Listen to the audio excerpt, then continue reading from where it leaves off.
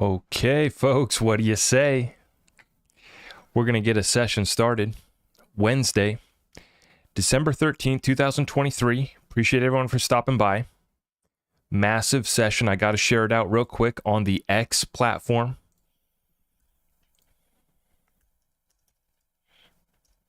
Appreciate you guys for stopping by. Big session tonight. Okay. So we're going to get started off here tonight. Really looking forward to breaking this one down for you guys. So I've prepared quite a session, lot to cover. We're going to stay focused, going to stay locked in. The Fed gives us a decision today. Very important. Make sure that okay. Had to refresh the chat. Make sure you guys are coming in.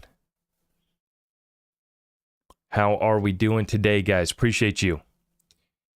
As you saw how I titled this session here tonight, Fed signals trouble, but markets pump. Here we go again. Here we go again. The bulls got the blinders on, and they are rallying this market once again. And everyone believes that because Fed Chair Powell is going to take it easy on us now, that means that we should just continue the party, continue having a good time. But as we've seen in the past, and as I'm about to break down, that's not what comes next. So let's break down what comes next. I'm going to show you guys the chart here. Another pause from Jerome Powell today. But guys, if you appreciate these breakdowns, we're covering current events, financial markets, not just crypto anymore. We were called the XRP Moon Boy. They thought that all we understood was crypto. No, we understand how to make it. We're trying to figure out how to keep it, and we would love to multiply it. We're trying to find the big bag. Because, guys, 10% return isn't going to cut it. 5% on the bond. We're going to talk about the bonds later. 5% on a bond when you know that real inflation is running probably double that. We're going to break it down here. We're going to start here with the economic data. Fed decision coming in. Jerome Powell speaking here today.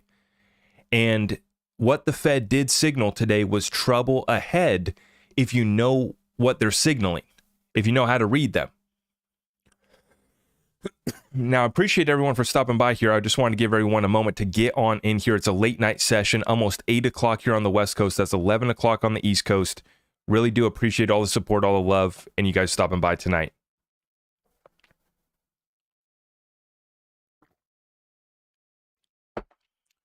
Let's rock and roll. This is what we're looking at here to start. Effective federal funds rate. This is on the 1 month time frame, way zoomed out, all the way to the dot-com bubble, all the way to the great financial crisis. Do you see a pattern that is playing out once again, where the interest rates rise because the economy's good, everybody's having a good time, and they can start, and inflation starts to run a little bit hot. And the whole problem here is the Federal Reserve, as always, right? They orchestrate this thing, all done by design. And they do not care about us, especially the middle class of America. You are the enemy. Okay? You have to understand, this is the agenda. This is the plan. Jerome Powell coming to the podium. He is not your friend. Progress for Powell, progress for the suits is pain for Main Street. And the traders, well, especially the novice ones, don't look back at history and they never learn. And you see right here, very simply, they raised rates to 6.5%. in 2000. That was right before the dot-com bubble. And then obviously in 2001, we also had the 9/11 attack.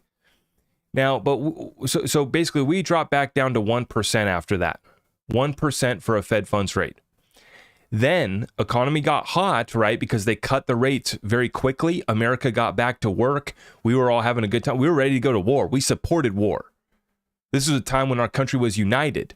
Because we thought, once again, another lie, another lie from the military-industrial complex and the elite, controlling how the masses perceive reality. They control the reality. And once again, another lie. We were ready. We were united. We thought that we had an enemy. I don't need to get into that in depth. Let's go back to the chart. And you guys can see here very, very clearly. Very, very clearly what happened. Back down to 1%, back up here, and they raised it once again to about 5.25%, 5.5%. Same level that we're at right now. Same level that we've been at Now, this is our third pause that we got today. Now, this is interesting. We didn't even have that much of a yield curve inversion in leading up to the Great Financial Crisis, but the Great Financial Crisis was one of our longer recessions, actually. It was one of our worst recessions, and we had a very short yield curve, actually. Right now, we have our second longest yield curve in history, and I think that if we reach it out, if the yield curve stays extended, 10-year versus the 3-month, if that stays inverted until February, I believe, that would be the longest yield curve inversion ever. And folks think that we're not going to have a recession. And folks don't understand that the Fed drops rates in response to blood in the streets. Economy gets hot, inflation gets hot. We have to bring America back down. America's, having too good of a time here. And you have to understand, when you understand our enemy and their agenda, then it really starts to make sense. Oh, wow, they're setting up the masses once again. Look at these guys. They're saying this time it's different. Well, of course it is. This time it's 10 times, 100 times bigger. It's an everything bubble based off of the cheapest debt that we've had in the history of mankind. That's not a meme. That's not a joke. That is a fact. The cheapest debt that we've had in the history of mankind. Zero interest rate policy. On top of the stimulus and the printing, a third of our currency into circulation just after 2020. The response to what's coming here next, I think, has to be equivalent or more. And you're starting to see the cracks in the system. You're starting to see things breaking. You have to understand, the suits, Powell, they're watching this in enjoyment, having themselves just a good old time while they sip their champagne and fine wines and live life up, right? They're doing their job. Doing our job is, continue to make sure that the banksters and the elite get taken care of while making sure that America stays just happy and fat and content enough that we don't revolt and take our country back. Now the people are starting to wake up, though. So now they're going in for a real kill. See, this is a real kill shot on Main Street, as I've been warning about. Just because the stocks are pumping doesn't relate back to Main Street economy. It's two different worlds. And so while, who was it? Was it BlackRock that just returned $15 billion in profits, or billions of dollars in profits? Had one of their best years, right? They're having a good old time. Meanwhile, Main Street is just trying to survive. And they are looking at their 401k portfolio. Half of the country doesn't even look at their portfolio, but the people that do, they call up their advisor. Hey, what's going on? Oh, we took a 20% haircut. We took a 10-20% haircut over the past few years. Now, obviously, the stocks have rallied here. They're enjoying a final rally.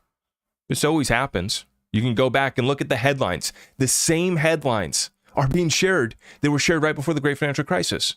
Markets rally based off of Fed expected to cut rates.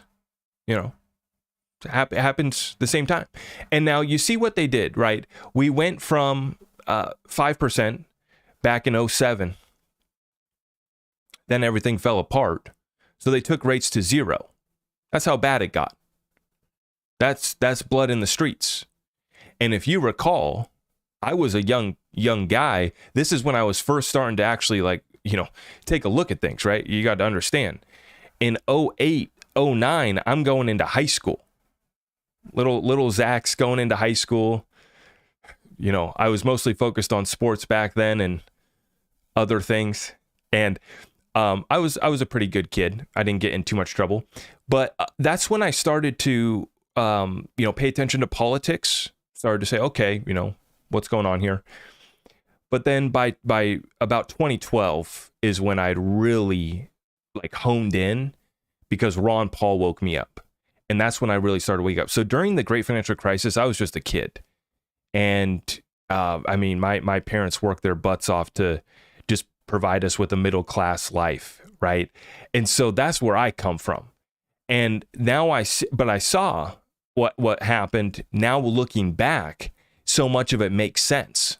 And now the same things are taking place. The same people that got roasted last time find themselves in similar situations. And I've been running with this thesis for years. That's the problem. I was almost too early, right? But the good part about being set up right now is that we've set ourselves up to weather a storm. We've done that with proper preparations. And I just continue to focus on bringing real value to the world. You're always going to have a spot. My skills are in media. I have business skills. I can sell. That's, what I've done. And I'm going to continue to do that. For you guys, it's time to hone in and definitely press down, because as I've been saying, as I'm breaking down here once again tonight, the Fed is signaling trouble. The reason why they've already paused is because we're already starting to bleed out. There's already fatalities in the streets. They know they can't save everyone. That's part of the plan, is to kill off a portion, metaphorically, financially speaking, right? I'm going to show you guys a little bit more of this predictive programming that they got set up for us a little bit here later. But this is what we get here now, the fastest rate hike in history. You have to understand, what we are living through is truly unprecedented. This is the fastest rate hike in history. From 0% after simulation events 2020, they started to raise rate against Donald Trump. And you recall, Donald Trump was saying, let's slow it up here. This is too much. Everybody else is devaluing their currency by more. Why are we doing this? And they did it anyways. And then sure enough, right as they brought the rates up to 2%, this is when it started to bust on the back end of the banks, the liquidity markets, and this is when reverse repo and all those markets went out of whack. It was actually before March 2020 when the whole world shut down and we got hit with the program. Now, after that, the simulation events of March 2020, you saw what happened. We went down to zero. Okay. We stayed at zero till last year. And then in March of last year, it looks like, or what was that? March, April of last year is when we got that first hike. And they took it in less than a year, about 1 year, all the way from 0 to 5%. That's rug pulling the debt market. That's rug pulling our whole system that's based off of debt. And everybody who's been enjoying zero interest rate policies, the cheapest debt in the history of mankind.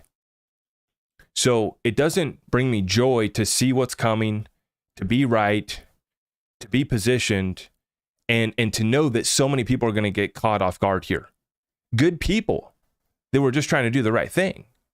Just, had a nest egg in their 401k before it was the worst year in history for bonds, before it was the third worst year ever for the 60-40 portfolio. And this is why I'm not here to be your financial advisor. I want you to be equipped to have a conversation with your financial advisor, with your accountant, tax advisor, with your lawyer. I want you to be able to understand this and take effective action after we follow up here. Put this knowledge to work. Now, let's continue on here, folks. We have so much to cover here tonight, but they have no idea where they're at. As we see here, we have all of the FOMC members. This is the dot plot, the dots is what they call them. And this is where they see rates going next year. This is truly remarkable. One FOMC member sees 6 rate cuts in 2024. So someone wants to go full dovish. 6 cuts. and by the way, you're already seeing it. It's going to continue. All the realtors, the whole real estate mortgage lending industry, and maybe even, you could even see probably guys trying to sell cars doing this too. I could see them definitely pitching this. Just buy your car now, refinance it later. Anyways, there's going to be people that are going to be running with 6 rate cuts next year, even though it's one FOMC member. Remember, we've already uncovered emails going around from real estate agents that the government has already guaranteed 6 rate cuts. First off, that's impossible because the government doesn't set the rates. A private central bank does. If you want to get into whether that's unconstitutional or not, that's for another day. But the government doesn't set the rates. A private central bank group does, which is why we're so screwed. See, one person wants to do or expects to see 6 rate cuts. That doesn't mean that that's what's coming at all. One member sees 6 rate cuts, 4 see 4 cuts, 6 see 3 cuts, 5 see 2, and 1 sees 1 cut, and 2 sees 0 cuts. This is the most confused year ahead FOMC we have seen in years. It's all over the place. I think that what they see, though, and what Jerome Powell spoke on today, is that they can see that they are inflicting pain. That's for sure, right? And now the question just remains, do they have the you-know-what to raise rates further if they really wanted to bring inflation back down? That's what it would take, in my opinion. Even though inflation, quote-unquote inflation, has been coming back down with their phony manipulated data, sure, it's been coming back down. But even to get to their 2% target and actually succeed at that, I think that they actually need to do more. Or at least keep these rates here for longer, which is what they're telling us they're going to do. Right now, the markets aren't pricing in rate cuts till later. The problem with the market pricing in rate cuts, and that's now getting pushed out a little bit, is it doesn't account for black swans.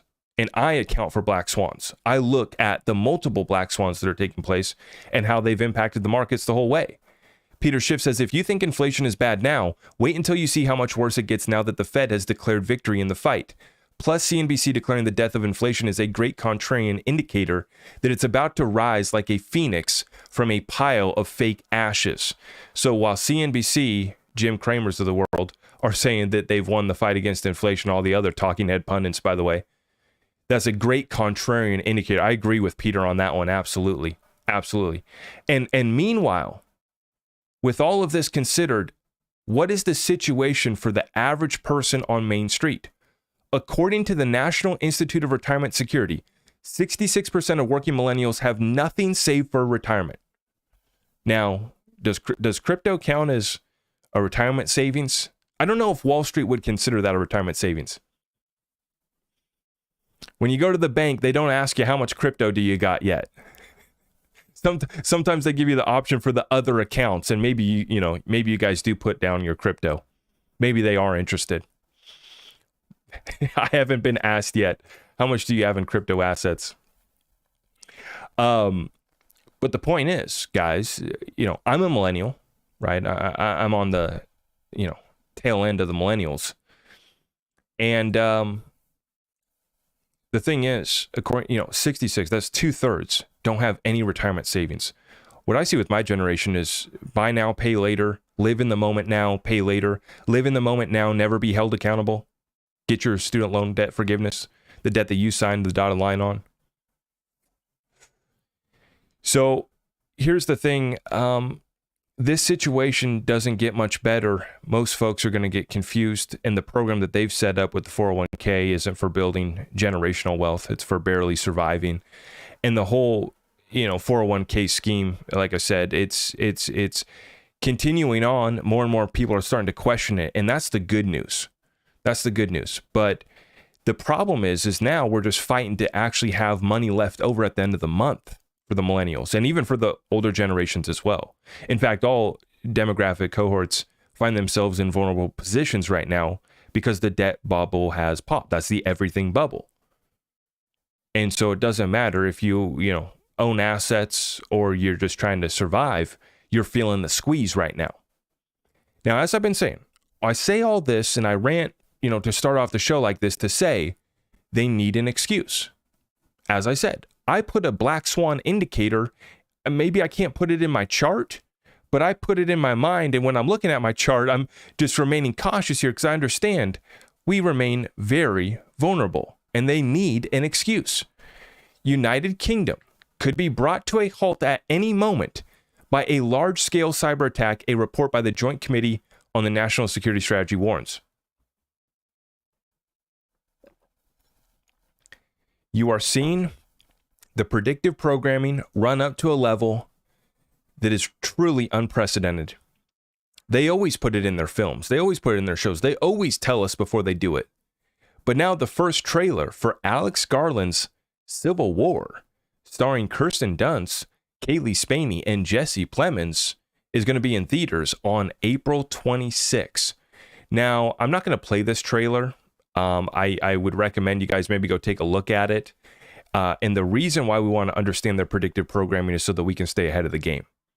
we've been preparing for a lot of these simulation events and a lot of these black swan scenarios for a decade or more. Like I said, when I figured out what the Federal Reserve was, I immediately started trying to figure this thing out on my own. I never had money to invest until later on in life. So, 2018, when my first investments were crypto, it was Bitcoin, right? Other than that, I had only invested in my own business. I'd made investments within my own business that always paid off great, still pay off great. But right now, we've been in the game now for 4 or 5 years, and we've learned a tremendous amount. And as always, it's really ramped up to a level that is there for everybody to see who has eyes to see. We have the Civil War. This is after we just got the movie Leave the World Behind. And you guys saw now, a cyber attack, an unprecedented cyber attack's already underway against the United States. Now it's the UK warning. Now, they're putting out the Civil War film next year. That's going to be coming next spring. I've always related back to the Purge films. I know it's kind of dramatic, might be exaggerating a little bit, maybe. But tell me that the Purge isn't already taking place in some parts of the United States already, as we are speaking right here tonight. Maybe that's a stretch. But folks, you guys see it. I see it. And this is the discrepancy between what's being painted by the mainstream, by the talking head CNBC. Is the market going to go up or down? The Main Street doesn't have time to even think about the market because they're just trying to survive. And they're pushing us towards that divide. And once again, you're going to see what's taking place in DC today. Folks, I knew this was going to be one of the craziest election cycles that we've ever had. This is going to be unprecedented. It's all unprecedented. This time it's different.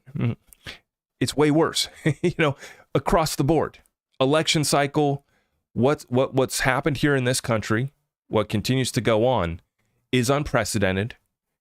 I'm not here to get political. I'm here to take advantage of the greatest transfer of wealth in world history. So I want to be very, very clear before I share this. This is our president, his son, speaking on Capitol Hill this morning. I'm just reporting the news. Don't shoot the messenger.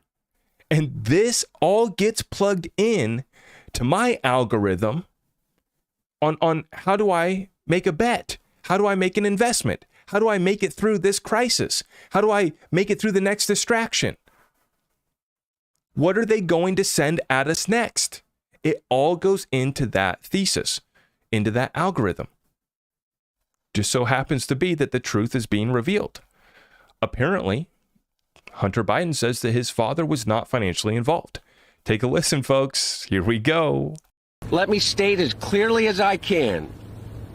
My father was not financially involved in my business, not as a practicing lawyer, not as a board member of Burisma, not in my partnership with a Chinese private businessman, not in my investments at home nor abroad, and certainly not as an artist.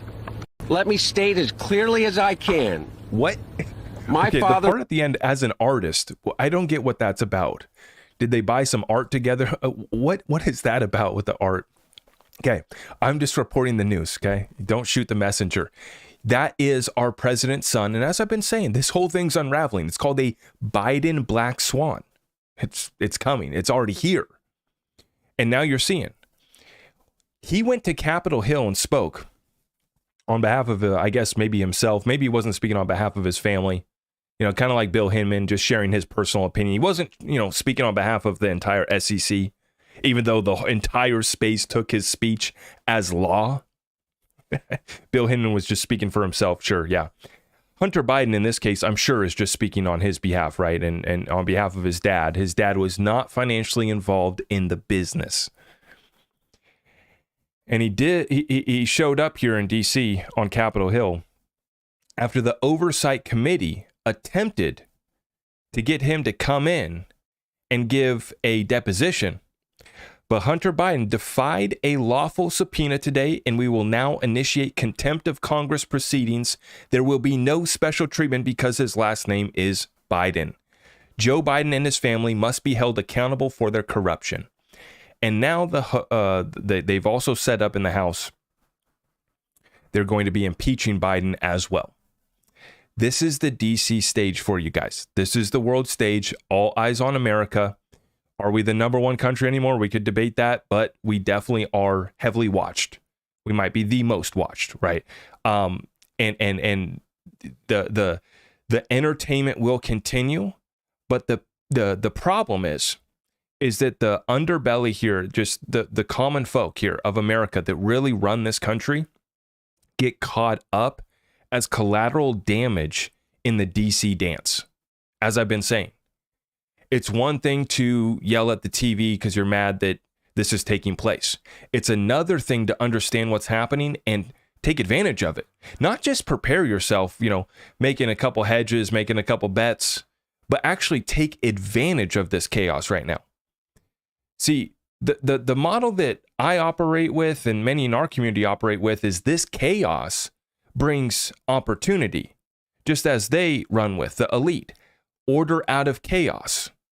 I've always said to our community, we get to be the ones to bring order to our communities through value, through bringing legitimate businesses and investments to communities around the world. That is how we step up during these times. That is our plan for taking advantage of the greatest transfer of wealth in world history. While they subpoena him, while they, are going to impeach Biden, while they're going to do this DC dance, we will not be left behind. And we're actually going to maximize this opportunity as well. But we continue on here. You are seeing that they want to do the same thing that they're doing with precious metals, the same thing that they do with all of the assets now at this point. Wall Street has been buying it all up, BlackRock included. See, this is where this goes. I laid that base groundwork to show you where this goes next. Same thing gets applied to cryptocurrency digital assets. BlackRock modifies the structure of its spot ETF to allow authorized participants, mainly Wall Street banks, to create new shares in the fund with cash, allowing them an exposure to Bitcoin even without a license to own cryptocurrency directly. So there you have it. This is rehypothecation, just like this guy says right here. I smell rehypothecation. And this is where they're making up additional shares, fake shares. This is what they've been doing with the naked short selling of assets like our favorite, one of our favorites, I guess. And this is how they've controlled it. Same thing with, they don't want you to own precious metals outside of your 401k program or outside of their scheme. They want you to invest in an ETF that they, sell you, and you're not supposed to worry about where that's custodied at or where that's at. You just buy a paper ETF and trade the thing. And I see a lot of traders too. I want to make this point on this one here tonight. I see a lot of folks and they trade precious metals. And that's great. I'm all for trading, but you have to understand, trading's another beast. And, shout out to the traders out there. I've done my fair share of trades, won plenty, lost a lot too. But when it comes to the precious metals, you can trade it. You can trade paper all you want. It's another thing to have it in your wallet. That's the thing with, like I was doing shorting Bitcoin. You're talking about dealing in Tether on some exchange. That's a liability to that exchange. And you're just hoping and praying that you're going to get paid out. It's a different story to have your XRP in your cold storage wallet. And so the same thing applies to the precious metals. And the same thing applies now to digital assets. They're going to offer this thing to everybody through an ETF. They control it. They're already starting to buy up significant portions of this stuff. And I have a video dropping tomorrow. If you guys haven't already, make sure you subscribe, hit that notification bell so that you can catch all of our updates. But I got one dropping tomorrow morning too, where I actually found Mike Novogratz talking about Ripple's payments rails for all the money. And I got some enjoyment out of that because you already know the deal. We were called crazy, lunatic, whack job conspiracy theorists for talking about the Ethereum free pass. And you already know that we've been vindicated on all of that. We had to get the green folder for the Ethereum free pass. And this is the deal. Now you're seeing Mike Novogratz come forward and not just say, I was wrong, but now he's acknowledging that Ripple's an institution and acknowledging that they've set up a payments rail to handle all the money between the existing banks. That is where we're at in this cycle, where we have tremendous amounts of liquidity coming into the cryptocurrency space. But you also have to understand what they're trying to do here is they're trying to hijack this thing. They're trying to control it. And I'm going to show you here in a little bit that now we're about to see central banks custodying digital assets as well. But what they're doing in the meantime, this is what they're doing with the XRP community. Same thing that they're doing with gold and silver right here. The whole game of the central banks is to hoard gold and drain liquidity so it's not obtainable by the people. The commercial banks short it to keep new supply limited and investment seeking returns elsewhere. It's a simple game, really. Now, recently, when you could get 5% on a bond, this is why so many people have been flooding into bonds and T-bills lately, is because they've finally been paying something. This is why so many people have just been parking their money in a savings account, because now all the banks are offering high yield savings. Why? Because they're desperate for your money. They want your cash in there in a savings account so that they can deploy it, so that they can, fill their coffers back up. And what's happening here is the same thing that's taking place with XRP. Same thing with gold and silver. It will not be obtainable by the regular people after we get this bull run right here. Even if we go up to $10, come back down to $3, it's already unattainable for most of the population on this planet. When we start to see gold go to 2,000 per ounce and beyond, right? The problem is now folks don't have money to buy these assets. This is the worst case that I've been talking about, is stagflation, where you actually have falling off demand, but prices still increase on assets. It's the worst case scenario. Because then even if you work your butt off, you save up some money, the asset prices are still going up on you. But this is what we have to live with. This is what we have to understand. This is what we have to invest for. Is stagflation is what I believe that we got right now. Where we're already in a recession on Main Street. I believe that we very well could enter a technical recession next year. Now, it might not be politically correct to call it a recession, so you have to remember that. Just like in 2022, it might not be politically correct to call it a recession, so we have to prepare ourselves for that, okay? Even with their skewed and manipulated data, if it doesn't make us feel good, we just won't call it a recession. Even though we've had the longest yield curve inversion, the second largest ever, somehow folks think that we're not going to have a recession. But now you're starting to see the battle for digital assets is underway and it's accelerating. We just saw over the last week about half a dozen of the Bitcoin spot ETF filings, the big boys, the incumbents, Fidelity, and the others, Franklin Templeton, BlackRock, they have been meeting with the SEC. So the incumbents, the big Wall Street boys and girls, are about to get the check. They're about to get that ETF. And the next dates that we now have are going to be January. So I would not be surprised to see crypto rally. The big $1 trillion question right now remains, how will digital assets perform during this recession or potential contraction for the stock market? Because they've been correlated. When the stocks are going up, so is crypto. It's viewed as risk on. Is that going to be the same case? Is it going to be the same case as we saw in March of 2020 when Bitcoin went down by 60%? See, this is where folks get caught up because they're looking at, the Dow Jones just set a new all-time high. The S&P is very close, and we might be able to go set a new all-time high and make 5 or 10% on my money. But the problem is that during these moments, you can see a 30 to 50% drawdown over the course of a month, and especially in digital assets. I'm talking about stocks. You can see 30 to 50% during these moments. The S&P 500 went down over 50% during the Great Financial Crisis. Now, during these moments, like I think that we're about to enter right now, it happens quick, just like it did with crypto. The great news with crypto is we rip the Band-Aid off. We just dump. And then when it's time to turn it back up, we pick it back up. The undercurrent, the interest coming in and the adoption coming into this digital asset class is worth trillions of dollars. While we run a market cap of, what are we at? We're not even at 1.5 trillion right now. We have a 10x to achieve with ease by 2030. I've argued that we could even see the overall cryptocurrency market cap double or triple from what we did last bull run, which was 3 trillion. So that would take the overall cryptocurrency market cap to 6 or 9 trillion. The fight for digital assets is here, and you're seeing it from the regulators as well, with CFTC Chair Rostin Benham declaring that most cryptocurrencies are commodities. He leads the Commodities Futures Trading Commission, and he recently just stated that most cryptocurrencies should be considered commodities according to existing laws.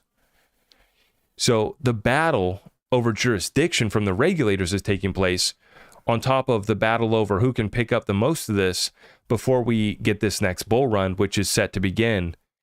I believe that we're already in it, but watch out to get hit, and then we continue on. And so that's why the train actually has left the station. We are moving. Any pullback, even if it is a 60% pullback like we got, or not, maybe we don't even do that much. Maybe this time we only drop by, another 25-30%. We get that wiped out. It'll get bought back up, and then we just continue the rally from here. We are going to see this entire space grow massively over the next year to two, even with the recession that I see, because digital assets is part of the answer. And you're seeing it. There's a reason why the Bank of International Settlements reported back in December of 2022 that central banks were going to be able to start holding 2% of their assets in digital assets. Now remember, this hasn't been enacted yet. This is until January of 2025. This is when they will be able to hold 2% of their reserves in crypto. And Marty Party shared this one here today. It's not breaking news. This actually came out in December, but I appreciate Marty for reminding us, right? Central banks can hold up to 2% of their reserves in crypto starting January 1st, 2025. The standard will permit 2% crypto reserve exposure among banks. BIS says the global banking system's direct exposure to crypto remains relatively low. All central banks, including the U.S. Central Bank, are participants in the Bank of International Settlements. So there you have it, folks. By 2025, here is the PDF document, Prudential Treatment of Crypto Asset Exposures, December 2022. This is all happening while we get the ETF filings, while you're starting to see this market already ripping to the upside.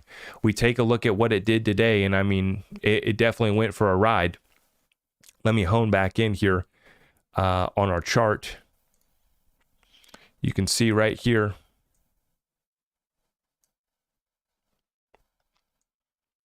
Bitcoin back up to 43,500 at one point here today.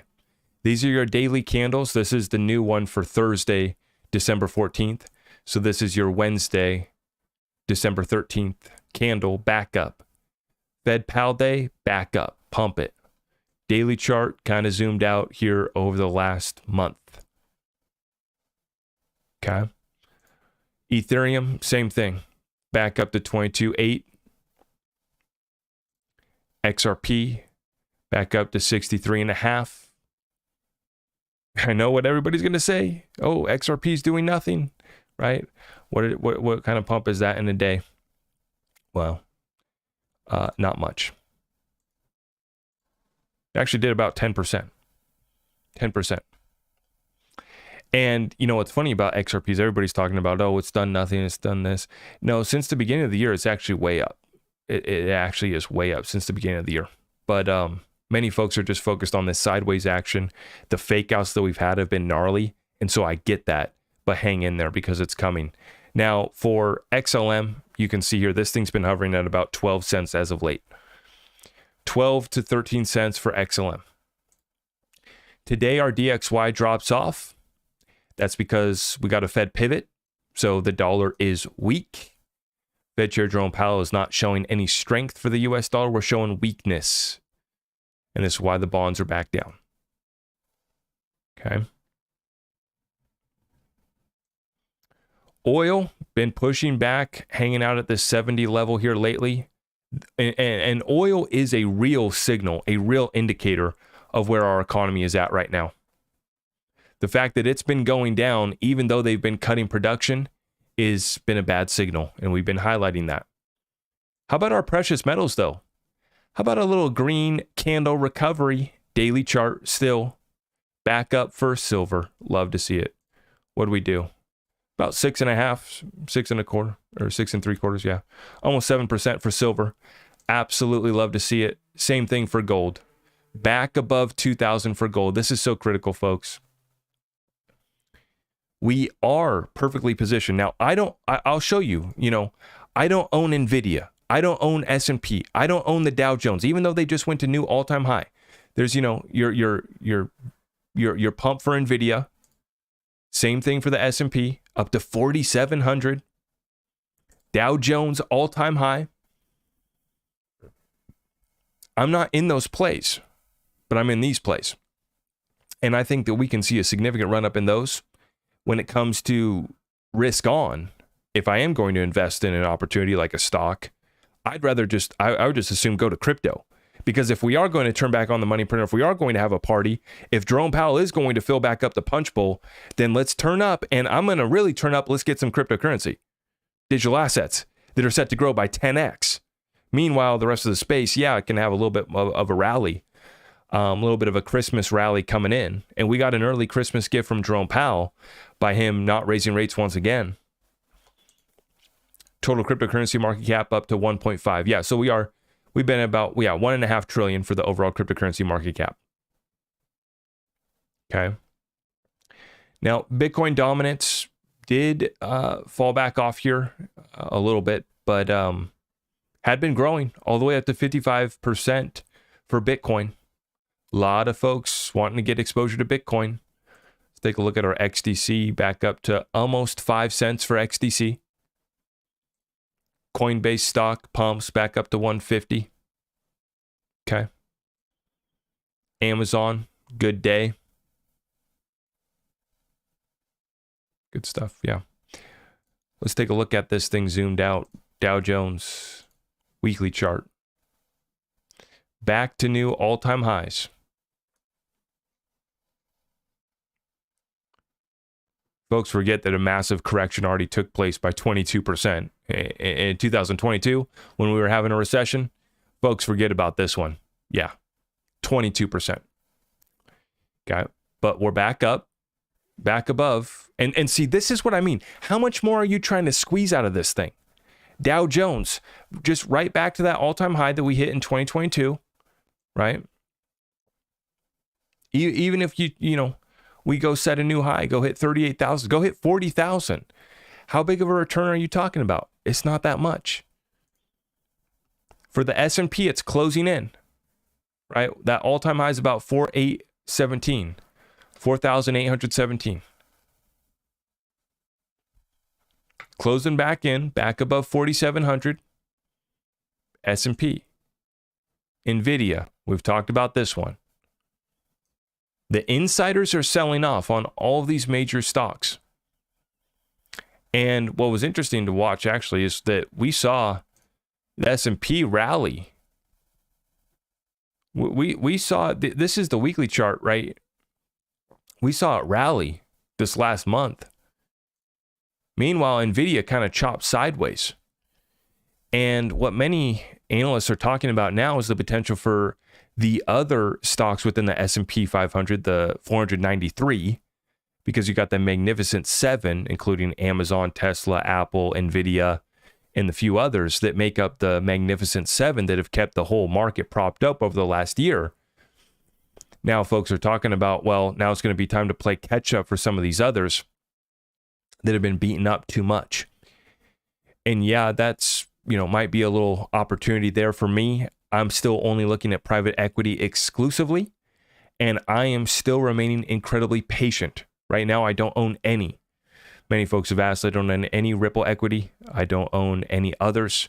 I did want to highlight the fact that we do have an update on PolySign. I know people have asked about that here earlier today.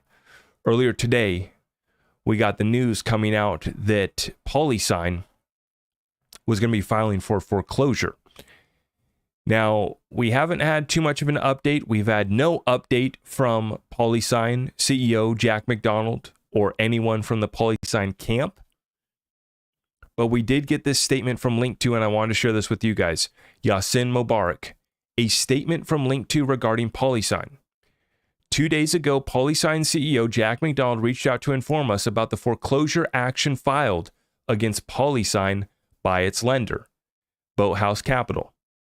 Since then, the PolySign team has been working diligently to resolve the situation in a constructive way. In the coming days, PolySign is hopeful it will be able to share more information regarding this resolution. In the meantime, PolySign is serving its customers in the crypto custody and funds administration business in a normal way without legal or financial impediments. That is the statement from Link2 to our good friend Yasin Mubarak. So that is the current update on PolySign at 8:45 on the West Coast, almost midnight here on the East Coast, as we transition into Thursday, 12/14. Today is the 13th. We got the Jerome Powell statement, and that was the signal that danger is coming, as I've been warning about. But we do not fret, we do not fear, and we stay liquid. We stay with a little bit of dry powder.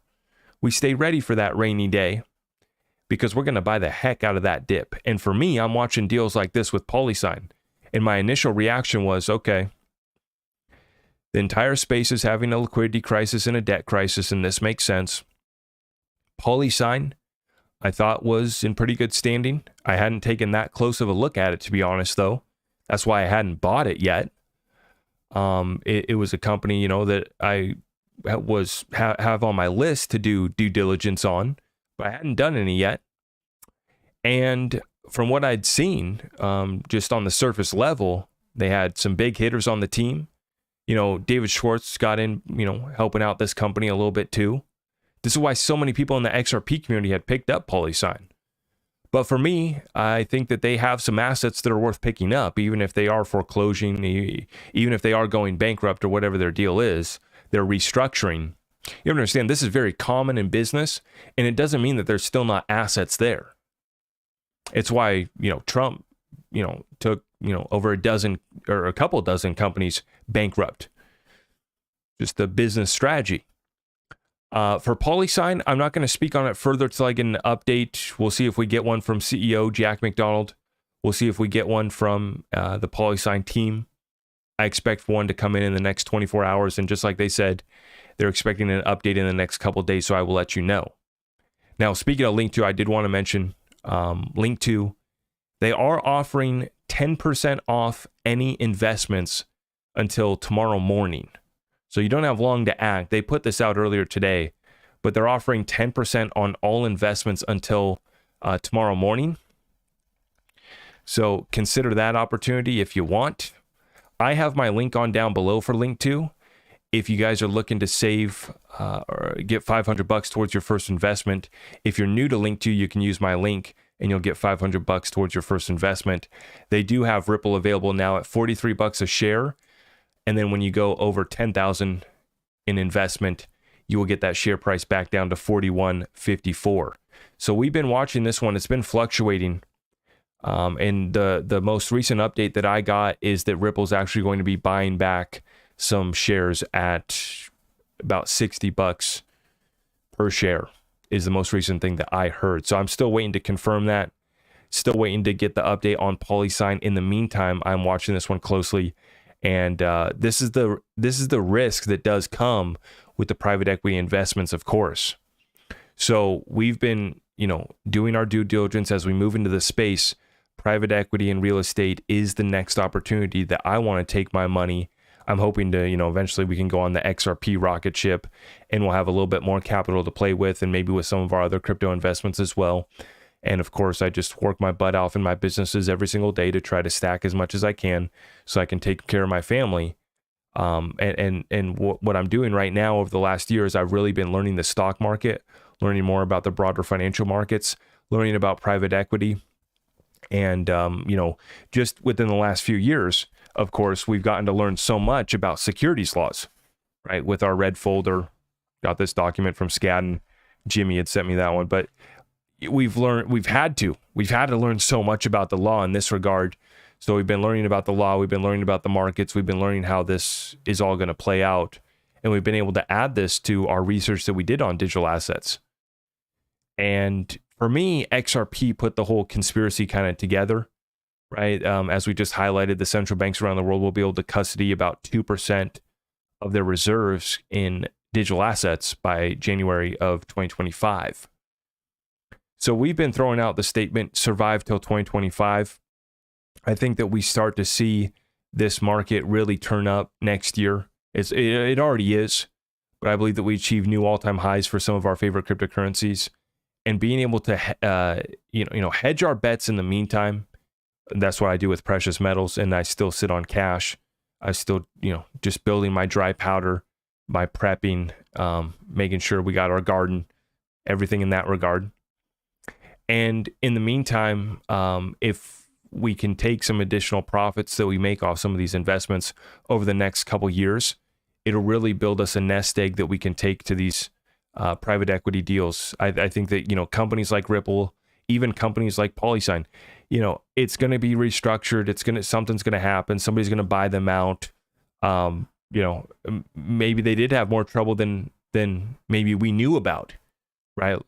Like I said, I didn't put the magnifying glass over that company yet in a major way, in a very serious way. They were on my list, and I still will be doing a deep dive on this after we get a little bit more information. I'll put everything that I can together for you guys, and I will be reporting back on PolySign. But I did want to let you guys know the link is down below, and the 10% offer with link to, I think, lasts for another 24 hours or so. So take advantage of that if you want. I wanted to highlight this, though. We're not done. We're just getting started here, folks. Thank you for stopping in.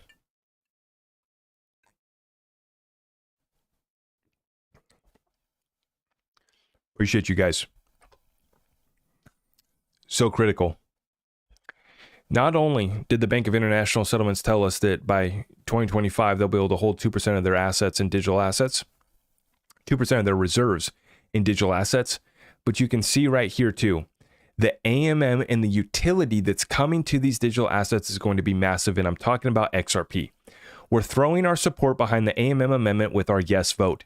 Another yes vote for the AMM. This is coming from GateHub. I think our current tally is up to 17 yays. We're about to cross the 50% threshold. We need to get to 80% to reach that consensus and to bring in the validation of this amendment. This amendment brings automated market maker. And for those who don't know what this is bringing in the DeFi capabilities to the XRP ledger. So last year we got NFTs. We were late to NFTs. Now we're late to DeFi. Now we're late to automated market makers. We're late to smart contracts. We still don't have smart contracts on mainnet. Now we have a smart contracts on the Zahal ledger. And we also have the EVM sidechain that's being worked on as well, which is absolutely massive. And our good friend Vet, one of the validators on the XRP ledger, one of the founders of XRP Cafe, one of the leading NFT platforms on the XRP ledger, he held a space actually earlier today with the Pierced gentleman. And Pierced is the ones that have really taken up the initiative on the EVM sidechain. They've been doing some incredible work over there. I only got to listen to like 5 minutes of the end, and I was in a spot with bad service. And so I'm going to be playing that one back tomorrow because I definitely want to learn more about this EVM sidechain. But I highlight all these utilities and amendments coming to the XRP ledger to say that we are late. The rest of crypto had this, but that's what exploded the crypto market, was all the DeFi, all the scams, all the frauds, all that. What was going on because they had all these capabilities. Oh, I'm getting yield on this crap coin. Oh, I'm getting yield on this. And 99% of it went bust. There's a few projects still left standing. But what's coming to the XRP ledger, I believe, will set the standard for, not only have we set the standard for payments, and we're going to have some of the best liquidity, but the AMM is going to help that DEX really achieve that out, providing the best liquidity in the world. What we need is more issued assets on the XRP ledger, and that's coming. We need legitimate people to issue silver tokenized on the XRPL. We need if Circle wants to issue USDC on the XRP ledger, that's what we need. That's what is coming. That's what is coming. And you're seeing folks like SBI Holdings partner up with Circle. Why not move that liquidity flow? Why not move that volume to the XRPL AMM? Right? SBI issues Japanese yen, Circle issues USDC. There's your liquidity pool. Japanese yen to USDC or whatever. SBI is obviously in more than just Japan. They have quite an impact. And they're all in on XRP, all in on Ripple. Now they've partnered up with Circle, but this is all part of additional utility coming to this space with the ETF exposure, everything that's coming. Although, as I highlighted this session here tonight, the Fed is signaling trouble. The bull run is underway. Any bumps in the road can be absolutely massive for crypto. That's why, it's not that I'm ready to just, sit back, kick my feet up and think that, okay, the bull run's here. We're good. Let's start planning the party. We are going to have a few parties next year. We already got a couple Discord meetups planned. Can't wait for XRP Vegas. Can't wait to go to Vancouver Resource Investment Conference. So we are going to have a couple parties. We're going to have some fun, but we're just remaining aware of what's coming our way. Now I see Prod LB shared a 10 spot. Excited for that XLM update. God bless, bro. Yeah, 100%. Actually, yeah, I've had the XLM thumbnail. I got the thumbnail ready to go. I just need to record the update. I've been meaning to do the XLM update here for the past couple weeks because so much has been happening over there with their Sorabon. They're bringing smart contracts to their main net. So XRPL doesn't have smart contracts yet, right? That's why the hooks guys with XRPL Labs and everybody else that created out the Zahal ledger, that's why they went and did their own deal. For whatever reason, they didn't want to put it on the mainnet XRPL. And so with XLM, they're putting their smart contract platform on mainnet. Sorabon, smart contracts. It's a big deal. And so, yeah, it's well overdue for an XLM update. We're going to be bringing that here shortly. I was just thinking about this actually when I fired up the update right before I got on. I was like, I don't own any NFTs, but I got some nice thumbnails. Shout out to Nicole for making me all the fire thumbnails.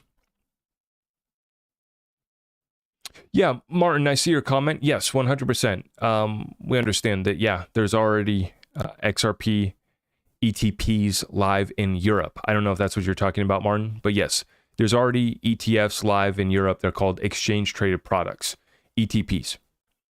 Yep.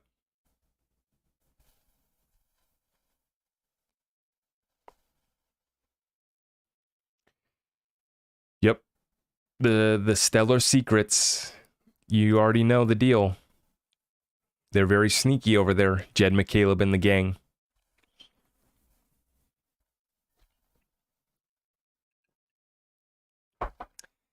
Huge shout out to Nurse Cabana. Hopefully I said that right. Says, found you when you interviewed Marcel. Love your channel. I appreciate that so much. I'm so glad that we were able to connect with Marcel's community. That was really fun for me to have all the apes in the chat. You guys bring some energy. I like that. I really do like that. I like that a lot.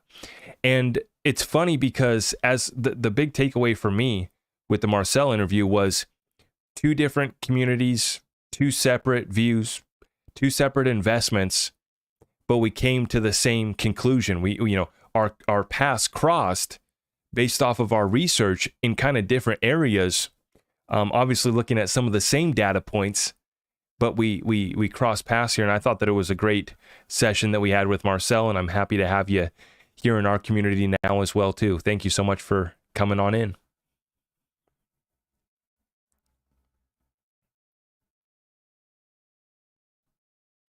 My man XRP Blinder. I know, man.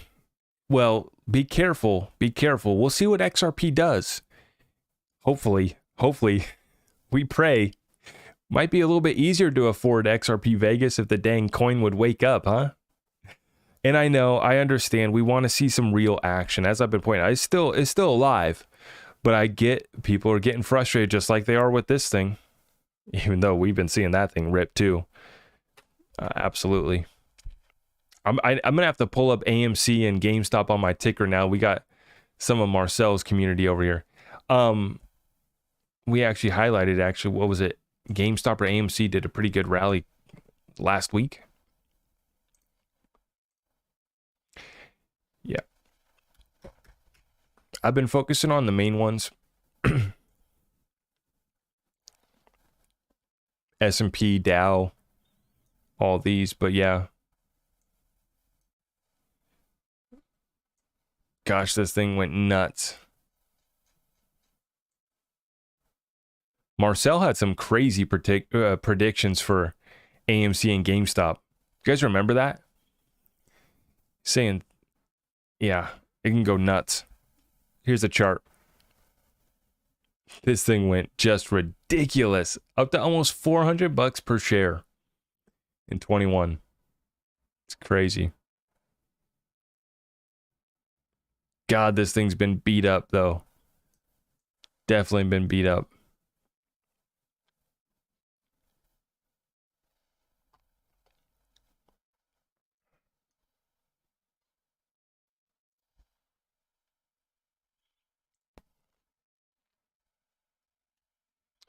Let's pull up our GameStop now.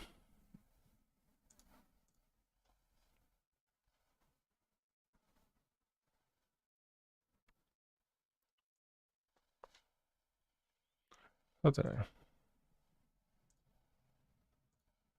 There it is. Yeah. Yeah, GameStop is the one that had that bounce. That's right. Yeah, we covered that.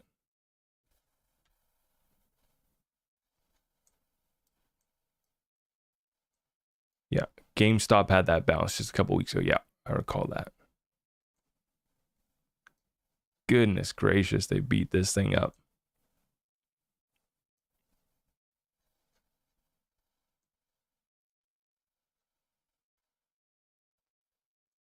I mean, I guess the apes would say it's on sale.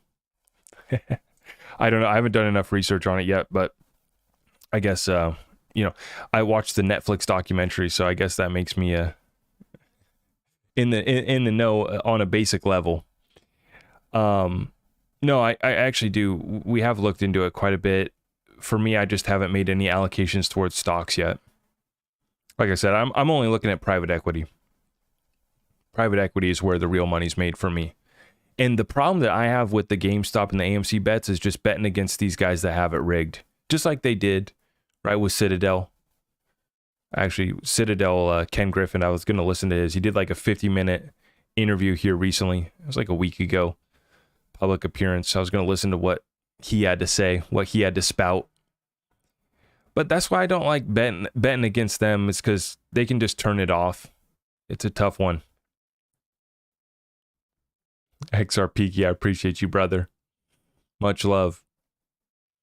Yep. If XRP doesn't go, we're going to be having the XRP XRP Vegas is going to be at the Golden Nugget this year. We're going to be on Fremont. Actually, I like Fremont a lot. I've stayed down there a couple times. The old town. Yep. XRP Vegas, this year, that was the first time I've been to Vegas. I didn't gamble, I don't think, since I was a kid. No time for gambling. We got enough cryptocurrency. We had a good time, man. I can't wait. We're going to be connecting with the family. We got the Discord group meetups coming on the back of Vancouver Resource Investment Conference, XRP Vegas, and then we got another one planned for January as well. So we already got 3 planned. That's really just for the first half of the year. Let alone if XRP goes to the moon. If XRP goes to the moon, shoot. I'm putting the family in an RV and we're just going to cruise America.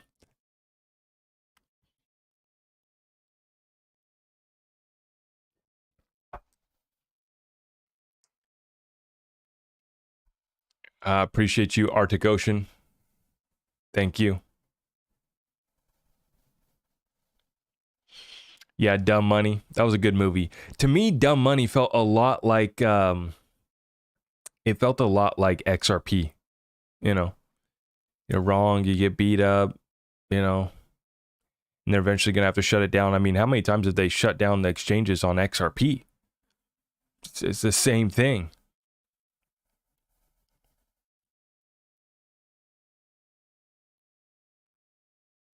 Shannon, you're gonna double dip. Let's go.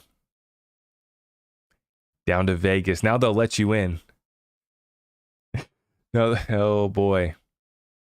Yeah, shout out to our Canadian friends and family. We had some funny stuff going on with the crossing of the great border here in the United States of America. Now it's all clear. Now everybody's got the all clear.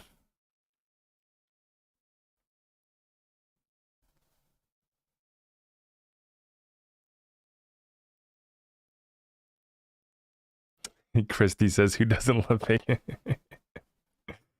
Yeah, craps is what I play. Yeah, I like playing poker with the boys, but craps is all I play, and I don't even really know it that well. I think it's fun. Let's go, Brenda. Let's go. The Vegas vibes are something else. God, the energy was so great.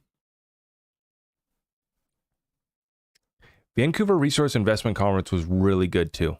So those are the two conferences that I've been to since, you know, my appearance here now on social media and talking with everything. And in Vancouver Resource Investment Conference, I was pretty much a nobody. There was like one or two people that knew who I was. Well, Andy knew, my good friend Andy Scheckman, he knew who I was. And then there was one other person that recognized me. And in Vegas, that was what was so fun. It was just all XRP community took over Treasure Island. It was like everybody knew everybody.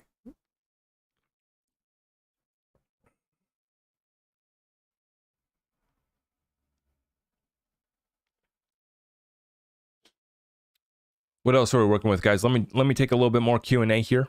Appreciate you guys for stopping by here tonight. If you guys haven't already, please like this video, subscribe, hit that notification bell. Like I said, before I got on the live here tonight, I already recorded another update too, talking on some other points. That one's going to be dropping tomorrow morning, first thing.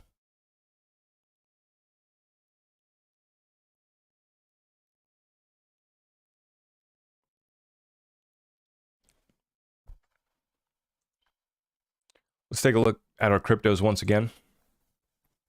Let's zoom in a little bit. I was way zoomed out there to look at the stocks.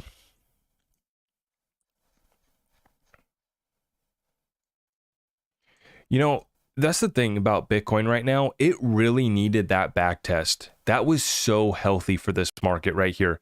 That back test back down to 40,000, we really, really needed that. The pump here today, good to see. Love to see it. But we really, really needed this back test. This actually makes me feel a lot better about where we sit right now. Obviously, I don't hold Bitcoin, but just as far as the overall cryptocurrency space, asset class, we needed that pullback. That was healthy. XRP back, what did it do? Back to 58 cents once again. 589. Or on my Qcoin chart, I think it went down to 5.7, 57 cents. But you know, get your order in if you can.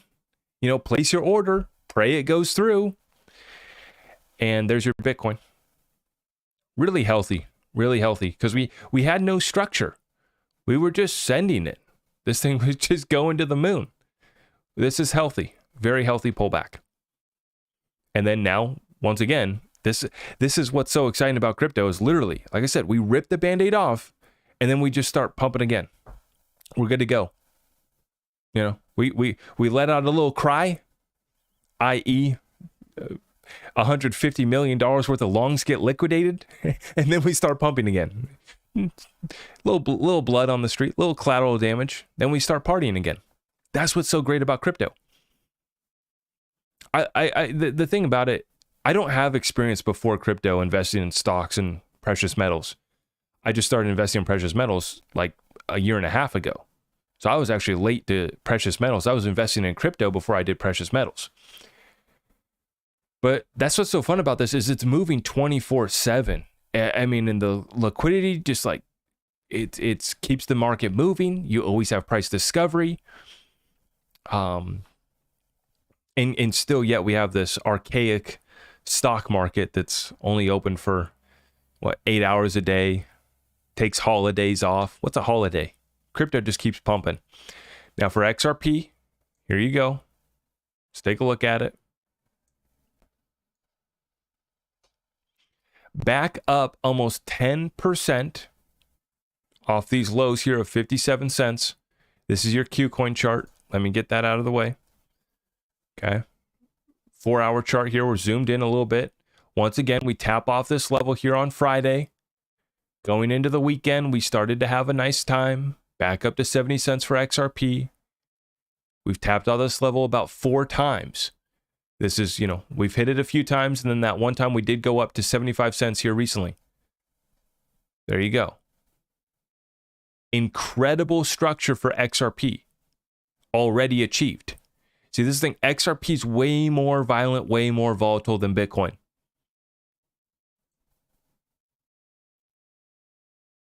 Way better structure built here.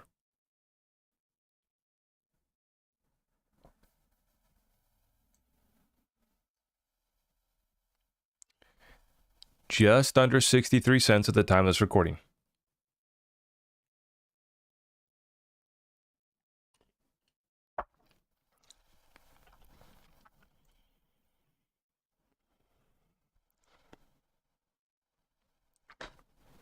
Okay.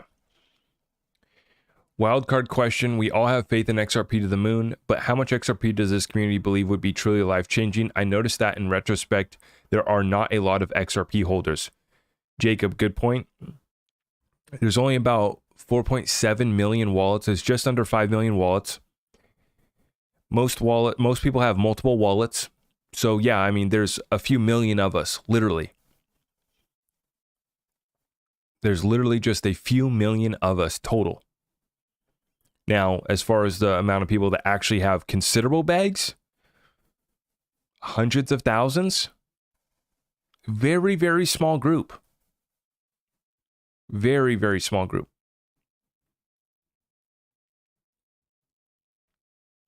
Yeah, a conversation with Linda would be good.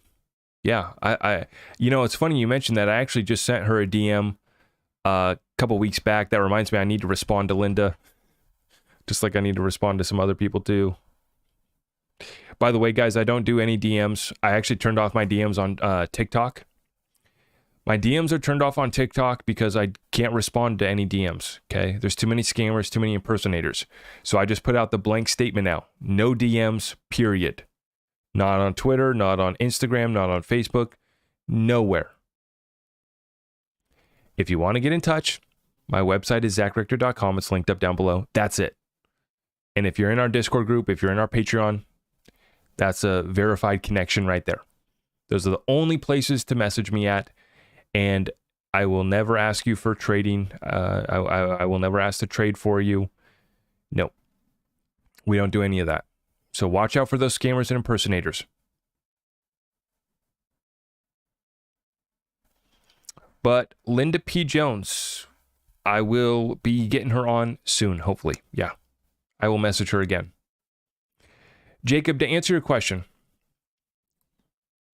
I think that,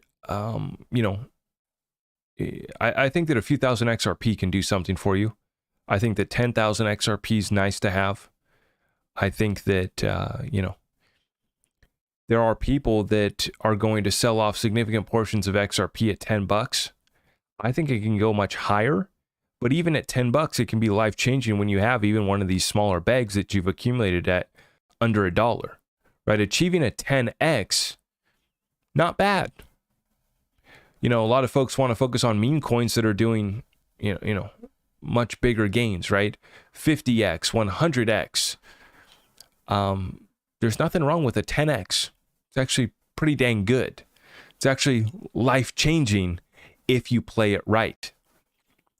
And so, yeah, I mean, getting to those bags is still relatively cheaper than what I thought it would be at this point.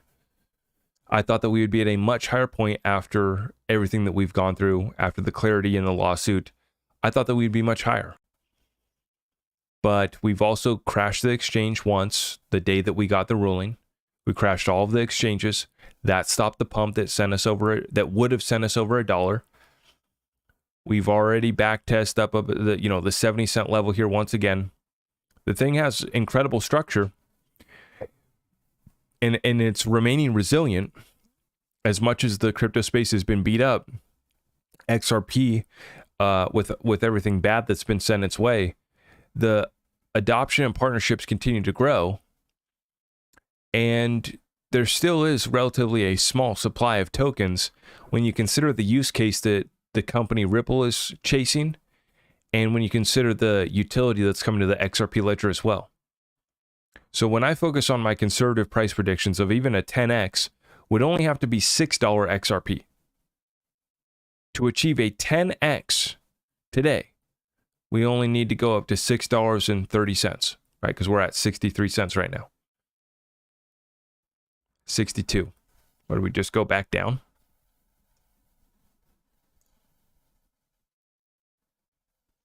$62.3.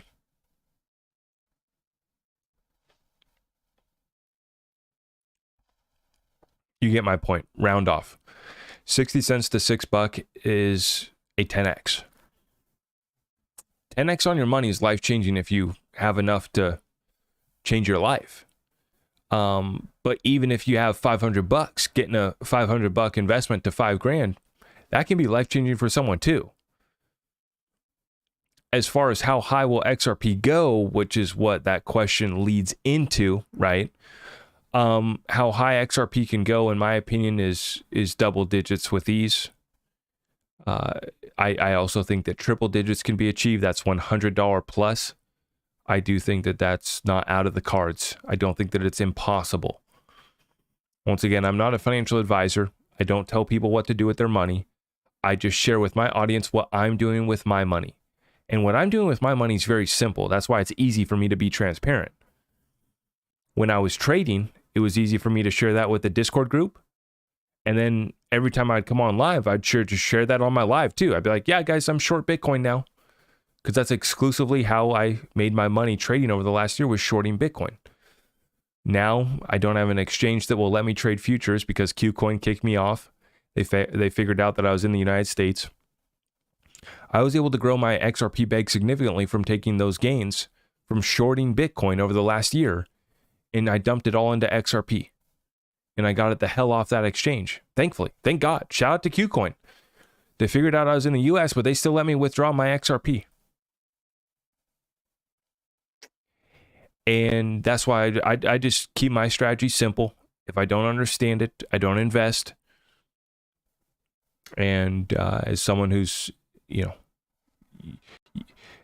so many people, you got to understand, you look up to Warren Buffett. Warren Buffett's playing with a $157 billion bag. We're playing with $500 that we have extra after this month, if we're lucky. Most people don't have $500 extra at the end of the month. You see what I'm saying?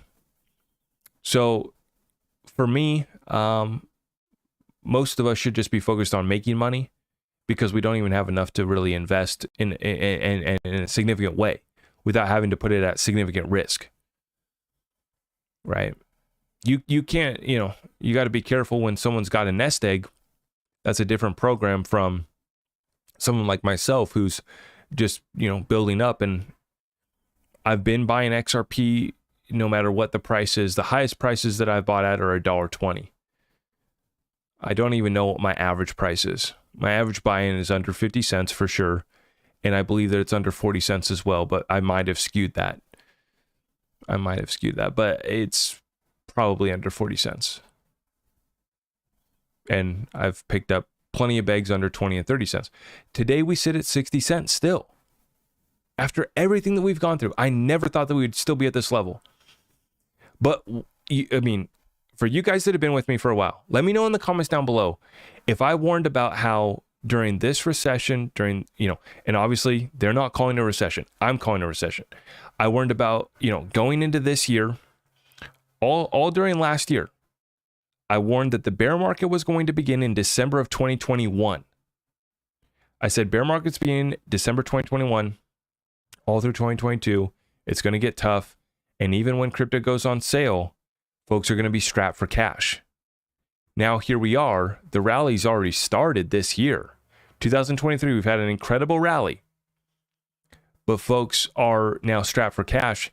They don't have extra money right now to invest in these assets while they're still being suppressed, like XRP, like silver. For Bitcoin, I don't think that Bitcoin's suppressed. It has full price discovery. Everybody kind of understands or assumes that Bitcoin is a commodity, that it's not a security. So there's no question in that regard. So Bitcoin has full price discovery, and it's had a good rally this year, 150%, 160% since the lows of November of 2022. And who remembers? Who remembers on my recession to-do list at the beginning of 2022, the first thing I said was make more money. We cannot save our way through this inflation. We have to make more money.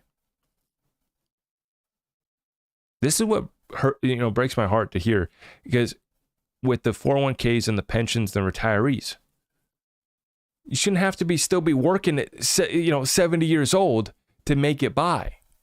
But folks are, because the Social Security is not cutting it. Their 401k took a haircut. Their real estate isn't worth what it was last year. Might still have some equity, and America does have a lot of equity. But we highlighted last year, Americans lost 5.9 trillion of net worth last year. This is what we have to prepare ourselves for. Do I think that 50 million XRP ETF is good news? I don't know what that is. Let me scroll back up. I think I missed. Because you guys are going crazy in the chat. I missed some questions. Martin, I don't know what was your 50 million comment about the ETF? It's all bullish. It's all bullish. Even though I do worry that they can use this as a liquidity event to sell off, kind of a buy the rumor, sell the news event. Everybody's buying leading up to the ETF. Then when the ETF actually gets accepted, that's when some market maker magicians are going to come in and sell off. I could see that. That's kind of their MO. But after that, I mean, the trajectory after that, it's all bullish. The ETFs are coming. They are inevitable. The exchange traded products in Europe, they're already live. There's multiple ones coming here. Absolutely bullish.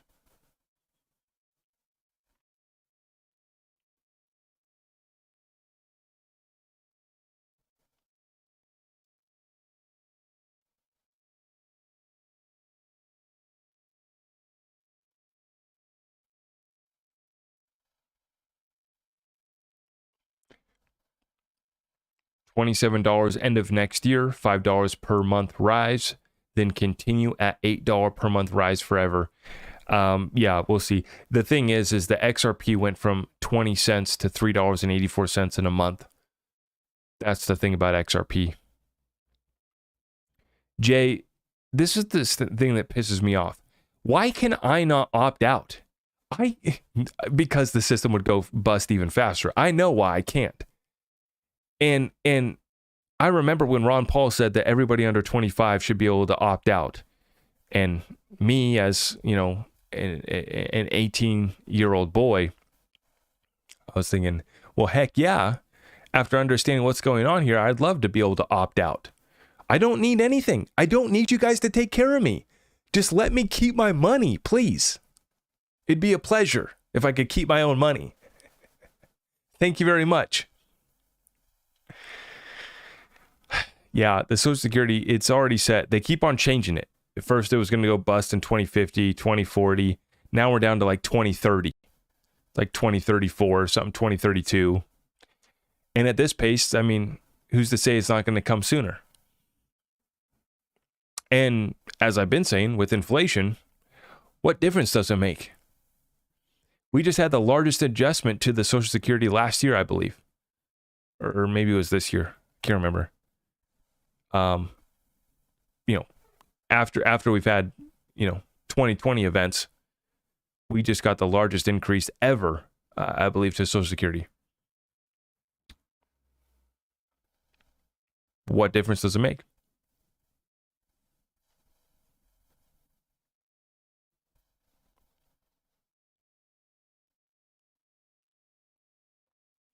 Yeah, Voice Ireland. I hear you. I hear you, my friend.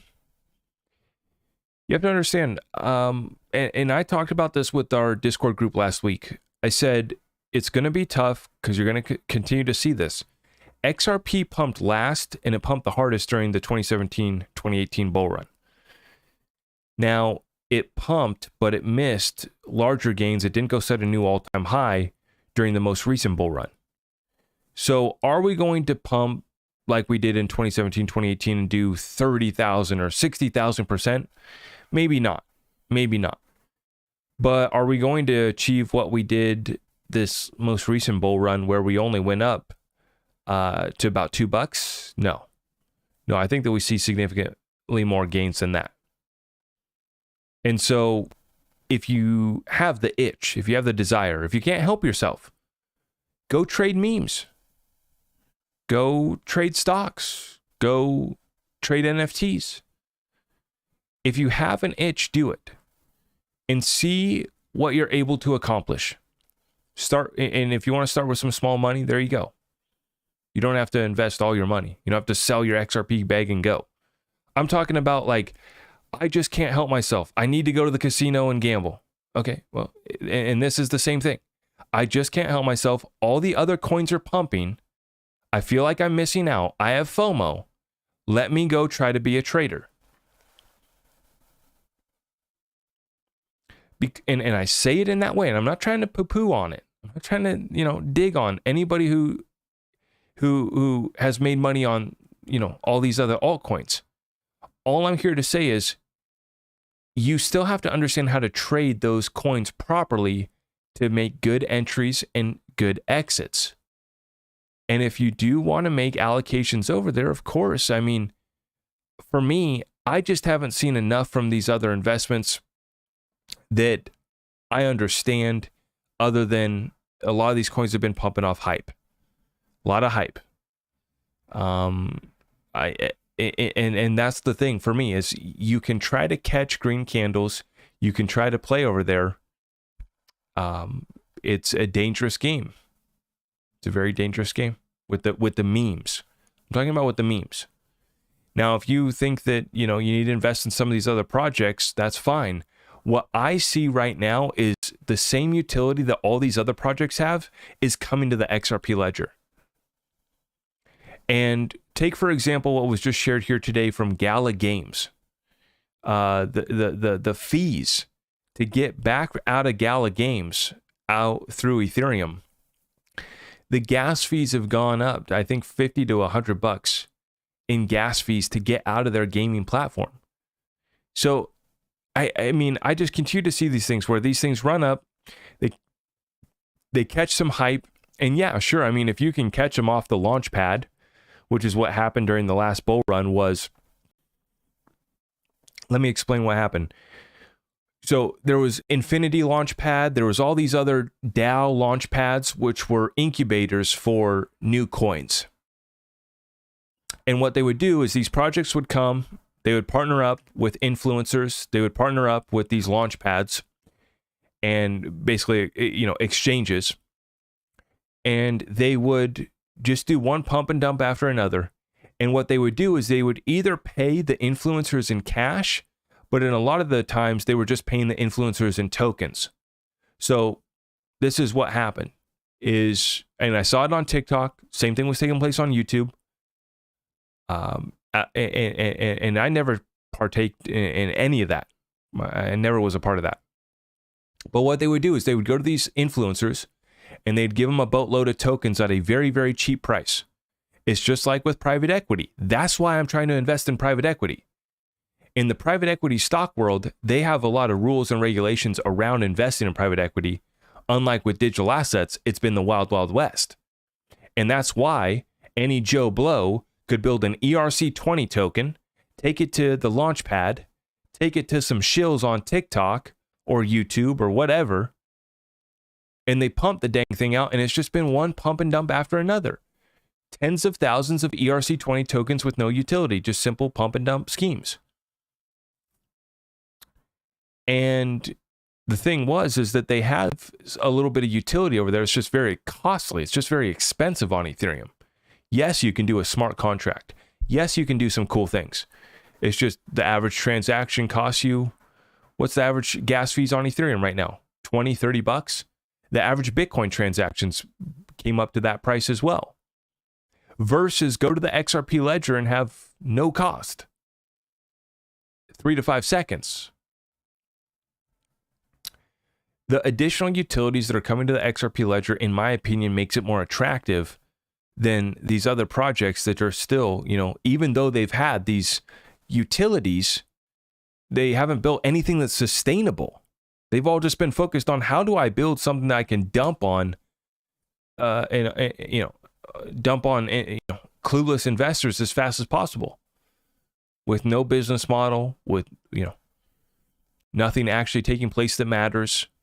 Just hype it up, have some influencers make some videos, and you'd be shocked.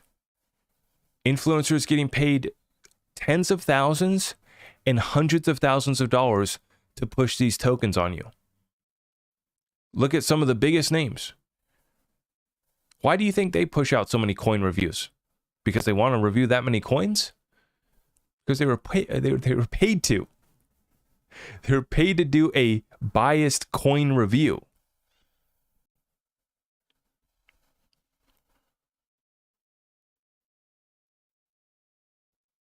So that's for me why, sure, you can spend your time chasing green candles.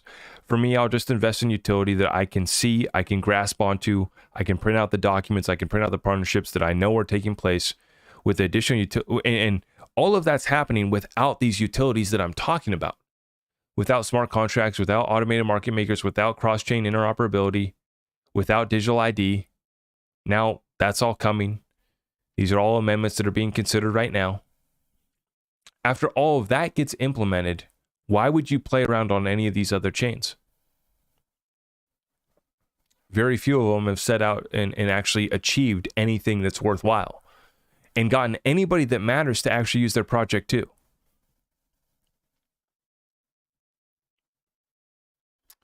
With that being said, guys, I'm going to wrap up this session. It's been a pleasure here tonight. If you guys appreciate this show here, make sure you like this video, subscribe, hit that notification bell. We have a special running right now with our private group. If you sign up for a 1-year membership of Patreon, you can get 13% off your annual membership. And then we also are scheduling one-on-one sessions right now. So take advantage of that while it lasts. Like I said, I got a fresh video that's going to be dropping tomorrow morning. Make sure you guys tune in for that. And I will see you guys in the next one. I appreciate everyone for stopping by. We'll see you tomorrow. God bless.